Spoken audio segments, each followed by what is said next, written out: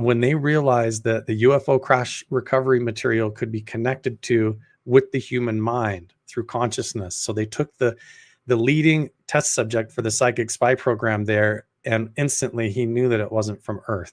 So that was like a big aha moment for them. He takes me into his private office, and there is a safe in the office. He opens the safe, and inside there's a bigger piece of metal, about this big, maybe 12 inches. He holds it in his hand, and he says to me, Uri, now place your hand on the piece of metal. Tell me what you feel now. So I place the palm of my hand on the piece of metal and tell him. Part of what I think he's leaving out of this story is I have seen black and white footage of alleged Roswell crash material.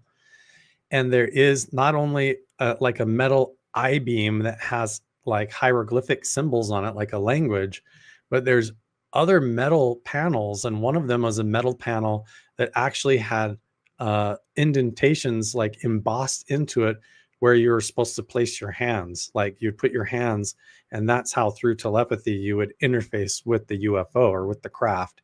And I've seen video clips of this. I kind of wonder if that's not what he put his hand on, if he put his hand on one of those panels from the Roswell crash. And it's really weird too, because the panel, I think, has 6 fingers instead of 5. There's 6 fingers on the hand.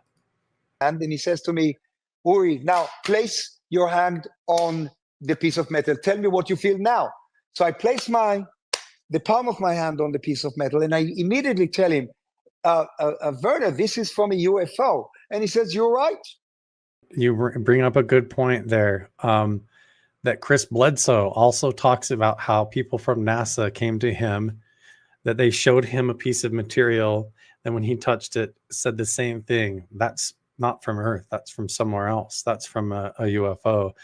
And that the NASA representative looked at him and said, why you? That's literally what he said to Chris Bledsoe. And Bledsoe's a good friend of mine. Now come with me. He takes me out to the parking lot, and this is the photo. It's an enhanced photo.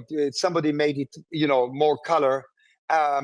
And he puts me in a limo, says, sit next to me. I sit next to him. He gives an order to the driver to drive. We drive into the heart of the base. We come to a concrete building. Nothing is written on the building. There's a soldier standing by the door. He opens the door, and Werner says to me, follow me. We go down 3 floors, 3 or 4 flights of floor into the abyss of the building. Is it just you? No, just me and Werner von Braun.